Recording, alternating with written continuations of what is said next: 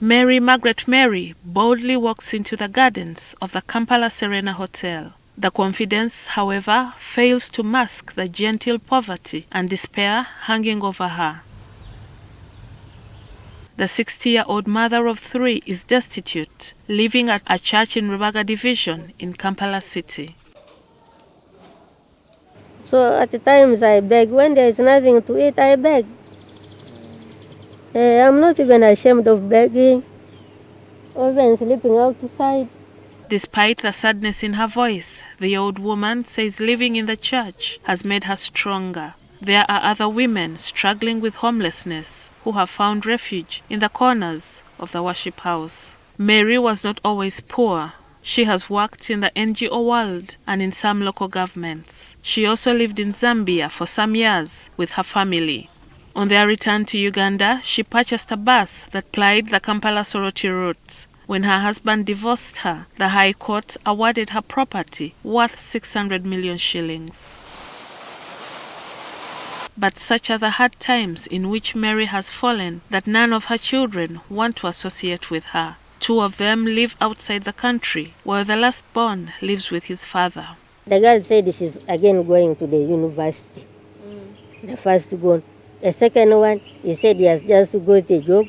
Then he started sending me 50,000 per month. Then he has stopped even sending. Right now I'm just alone with my God. Meri and her husband, Tony Chisada, met in Kangole in Napak district 23 years ago. At the time, she was working with the Lutheran World Federation, while he worked with the International Labour Organization. They lived a happy life, or so she thought, because out of the blue, 14 years ago, he divorced her. I don't know really what upset him. He wrote a letter on the dining table saying we are separating. I just looked at him, he wrote, he gave me a copy. Meri says her husband attempted to kill her through strangulation, but her screams alerted their children, who came to her rescue. After 2 weeks, he escaped after midnight. He took everything. Then I called him. He said, never call my number again. Meri remained in the marital home with the children. However, feeding was a problem. The couple owned a bungalow in Kawoto Zone in Kajansi Town Council. The house is rented out to the Church of Jesus Christ of the Latter-day Saints. Every 3 months, the church paid rent of 11 million shillings. While Meri took 7 million shillings, her husband took 4 million shillings. Then he called me one day and said, get out of the home where I was staying with the children. Get out, I want to renovate that house. In quick succession, her husband filed for divorce and it was granted. The High Court awarded Meri the bungalow that was being occupied by the church. However, the church began defaulting on rent payments.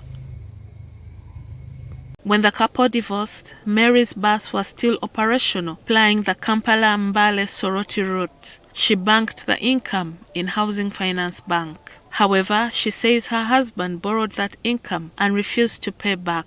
When the engine developed a mechanical fault, the bus was grounded. By the time the High Court awarded her the bungalow in Kajansi, her husband had already used it as collateral for a loan from DFCU Bank, yet the church was defaulting on its rent. Meri's banker at Housing Finance Bank informed her that she qualified for a mortgage of 240 million shillings. So I told him, you give me 40 million, you leave 200 million in the reflection. Within a short time, the interest rate went up from 16% per annum. Now the interest rate went to 33% per annum. After she failed to pay back the loan of 40 million shillings, her house, worth 600 million shillings, was scheduled for auction. Now mine was to look for what? A way of rescuing the property. I ran to Kitgum House. The Chinese are there. The Chinese moneylender gave her 57 million shillings to kill off the auction. The challenge was that without an income, she could not afford to repay the Chinese moneylender. The money went to 150 100, I think I need 50 or 140. Because the Chinese wanted to take the house like that. I told the Chinese, you cannot take the whole house. Let's just sell it, and then you give me also a difference, you clear yourself. Meri met the prospective buyer in Kabalagala town in Machindia division. He turned out to be a broker for Ambrose Murunga, who at the time was an aide to General Kale Kaihura, the then Inspector General of Police. Murunga is a Kenyan national. Media reports indicate that Murunga was a common sight around major police operations such as Walk to Work. On April 24th, 2011, he directed the operation where the then FDC party president, Kizza Besigye, was brutally arrested at the Mulago roundabout by Gilbert Arinaitwe Bwana. Murunga's broker advised Meri to lower the price of her house to 200 million shillings, saying his boss did not have the time to waste with bargaining. I started feeling uncomfortable. Kitgum House. To the Chinese, it's called Mr. Yu. And they bargain. At the end of the day, Mr. Yu said he has reduced.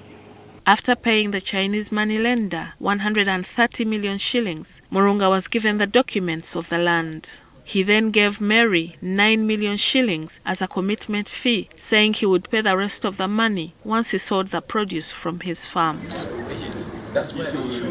The divorcee used the money to rent a shop in Kabalagala. She bought a lorry full of Irish potatoes and another one of onions, intending to set up a business. However, she was soon arrested by Murunga.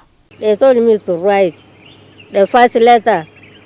The property is no longer mine. I've sold my property to Ambrose Murunga.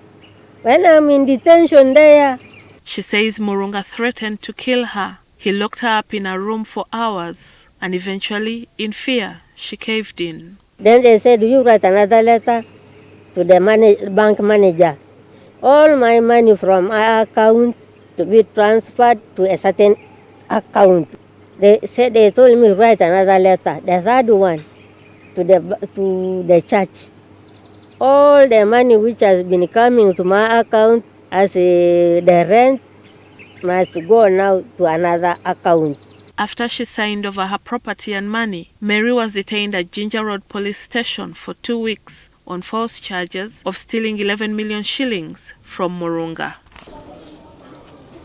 Within a few months, she was unable to pay her rent and educate her children. The children moved back to their father's home, while Meri became destitute, living in churches. It would be 12 years before her husband allowed her to see her children again. In 2019, Meri presented her case to the Land Commission of Inquiry. The commission instructed Murunga to renegotiate the sale of Meri's house since the transaction had been carried out under duress. He gave me a check of 15 million. After some months again, he gave me 20. She spent the money Murunga gave her on her children's education since their father refused to pay their school fees. When NTV asks why she does not return to her ancestral home in Matani village in Napak district instead of living as a homeless person, she says none of her relatives wants her. Meri adds that her nephews are selling maram from her land to construction companies, but they do not give her the proceeds. All the property that is held. When NTV contacted Ambrose Murunga, this was his response. First of all, I'm out of the country and the case is in court.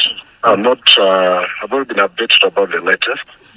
Can I give you the contact of my lawyer? You can speak to him. Murunga's lawyer, Geoffrey Nangumia, the managing partner of Geoffrey Nangumia and Company Advocates, says there is no court case. All that story is well recorded by the Meri Commission, and the Meri exonerated Murunga. So let her not lie you. The distraught woman wants Murunga to pay her the balance of 26 million shillings or to follow the Land Commission of Inquiry's directive of renegotiating the sale of her home. I need work, but nobody can give me work. They prefer young ones. One time I told them, but my stomach is not old. I need to eat. Gillian Nantume, NTV Tonight.